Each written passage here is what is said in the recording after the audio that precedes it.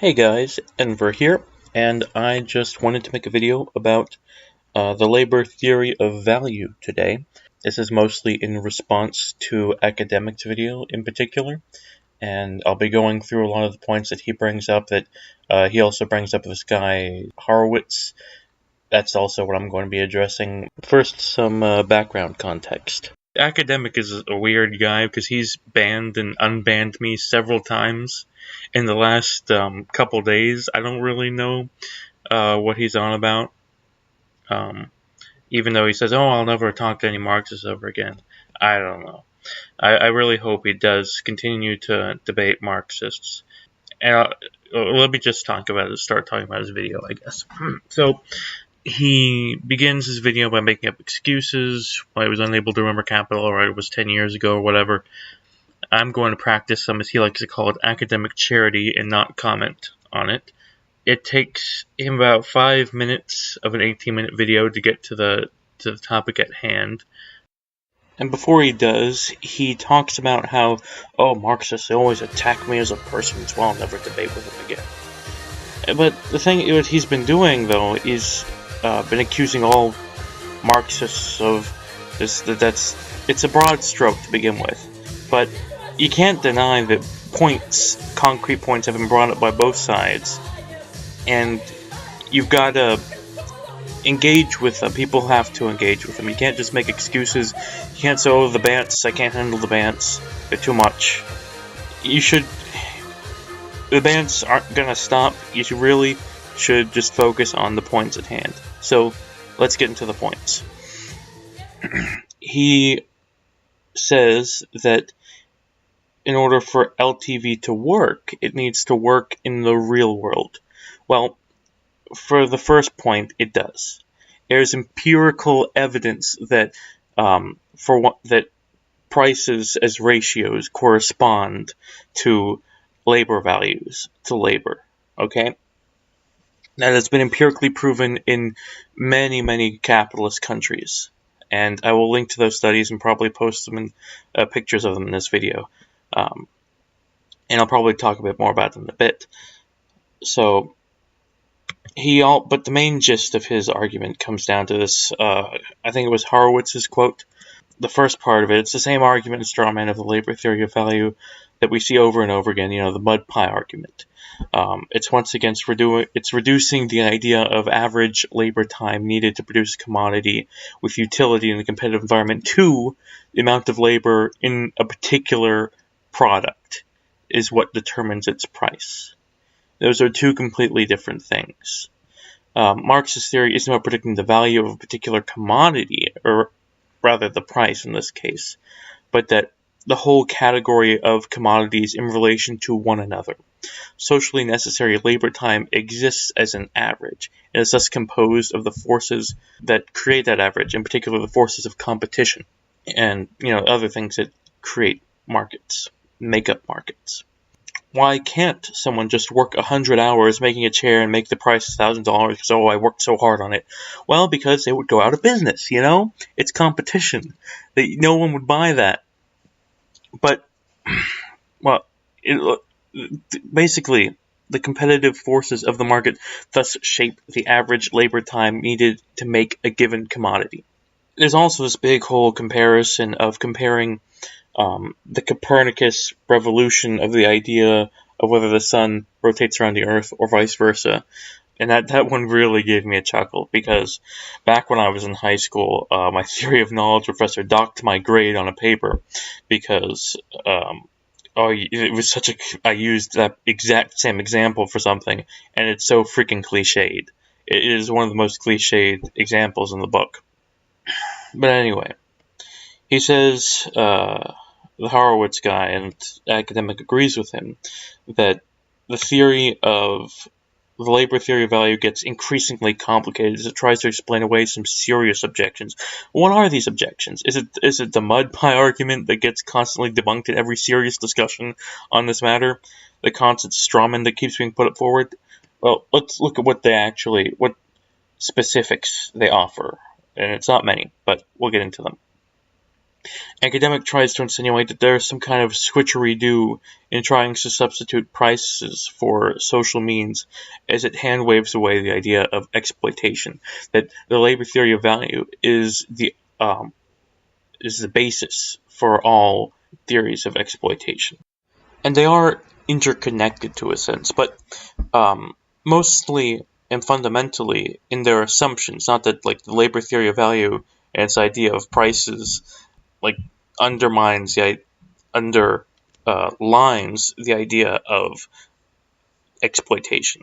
And by the way, I just want to make a footnote here because this allegation came up a lot in the video. Marx did not say that labor creates all value.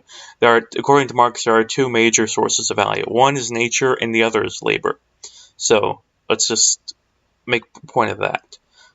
The other thing is, when it comes to exploitation, Marx outlines his theory of exploitation in this little booklet called Wage, Labor, and Capital, which is one of the books that academics said he had not read. Or at least he said he didn't say it was one of the books he read, is what I mean. But let's talk about exploitation. In order to talk about exploitation, we'll need to talk about profit, prices, and costs of production. First, in the first point, how are commodities produced? Well, typically you need two things. You need labor, you need someone to physically put it together, that is, and you need the particular tools and materials which get used to make up the commodity and help the laborer in their task. These are the scientific, empirically needed things required to make commodities. When commodities go to market, what then happens? Things get sold.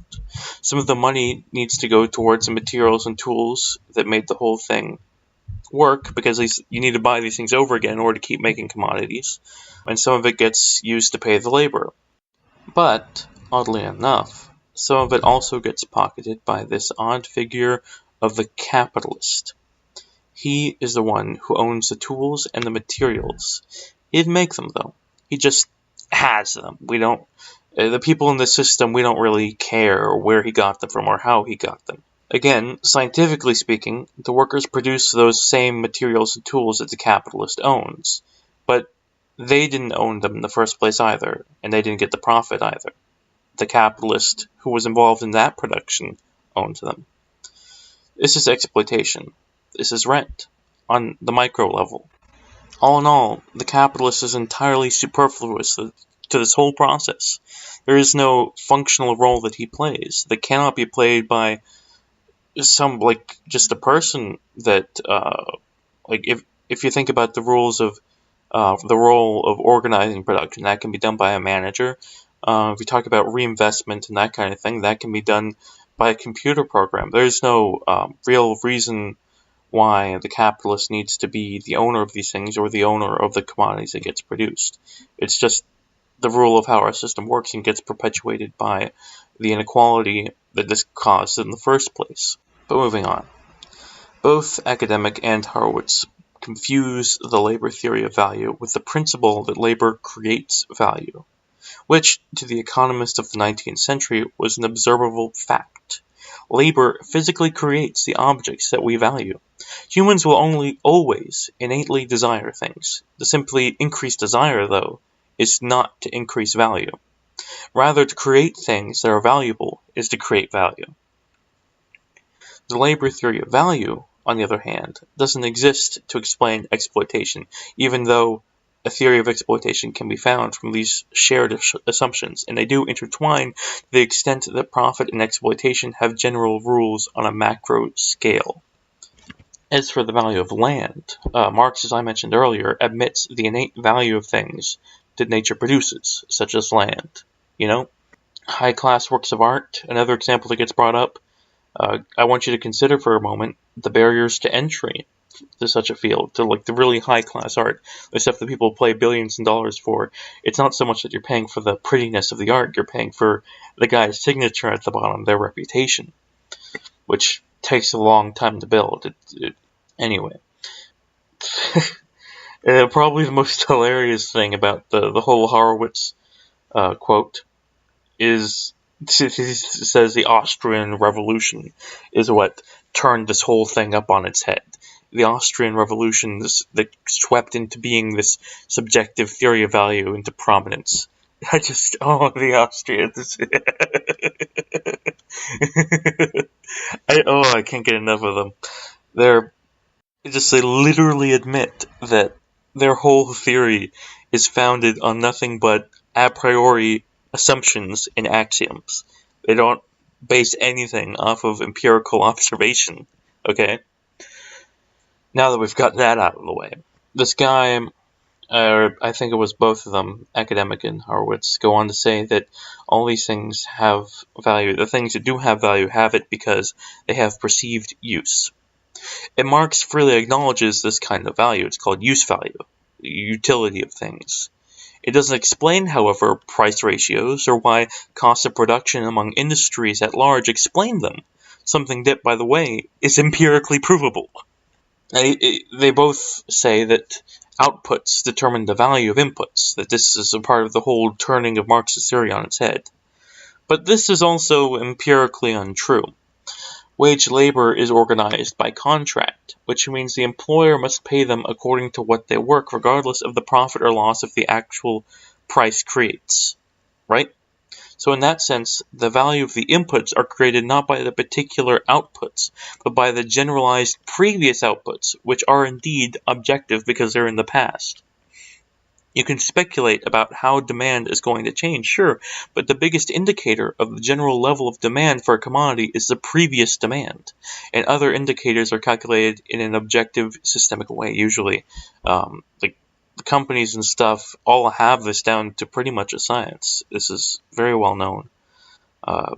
This is why Marxian economics takes use value as a given, as it is true in general that that use value exists for the commodities being produced.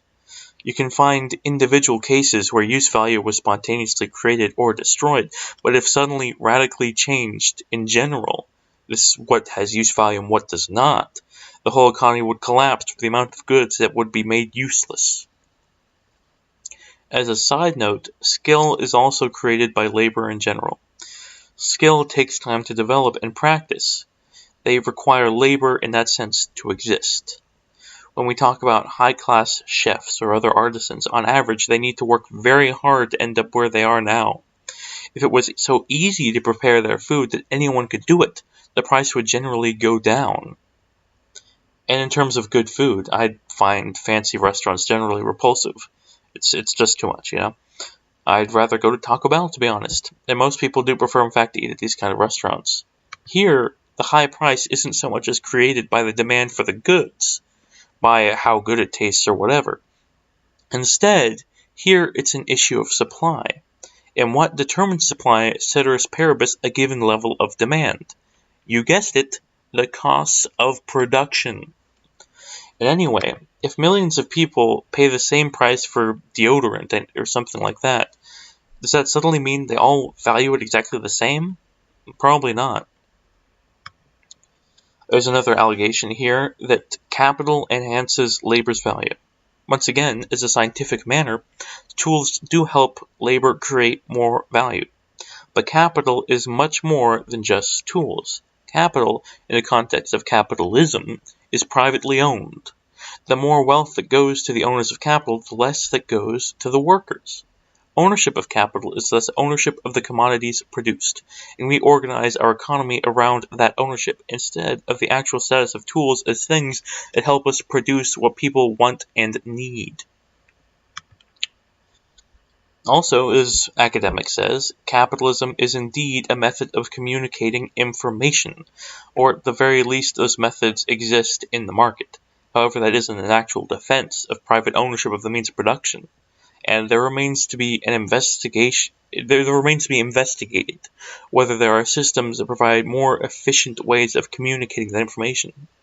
Cockshott, the economist, from what I hear, has done very good work in doing that investigating and concluded very clearly that capitalism is probably not the best way to organize that communication of information. Anyway, Academic ends the video by saying that there is no more to debate. once again making the lazy intellectual comparison to the geocentric view of the universe. To him, LTV is a priori wrong. It is his fundamental assumption that subjective value theory is how the real world works. And apparently no amount of empirical evidence can convince him otherwise.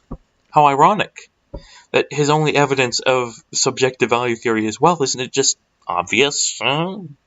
It's pretty much the same argument as what the argument was for saying the sun revolves around the earth. Oh man. So that's my rundown of the content of this video. I'm sorry I didn't go too much into detail about LTV and a theory of exploitation. I probably could have gone more in detail. But here's my parting message to you guys. The truth does not fear investigation.